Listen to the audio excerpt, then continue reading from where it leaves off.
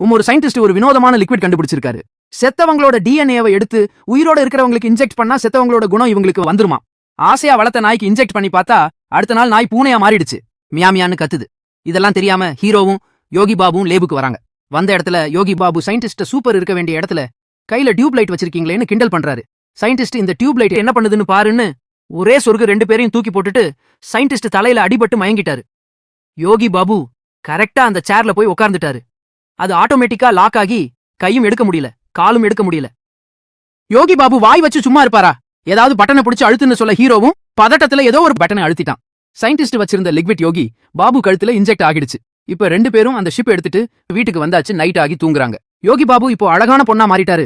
காலையில எந்திரிச்சு பார்த்தா யோகி பாபு டோட்டலாவே சூப்பர் பொண்ணா மாறிட்டாரு. கண்ணாடியில பார்க்கும்போது இது நம்ம மூஞ்சி இல்லையான்னு, மறுபடியும் பார்க்கும்போது ஆமா இது நம்ம தான்னு ஹீரோ செம கடுப்பாகி, ஆமா நீ யாரு, எப்படிங்க வந்தன்னு கேட்க, யோகி பாபு டேய் நான் தாண்டா உன் ஃப்ரெண்டுடான்னு சொல்றாரு.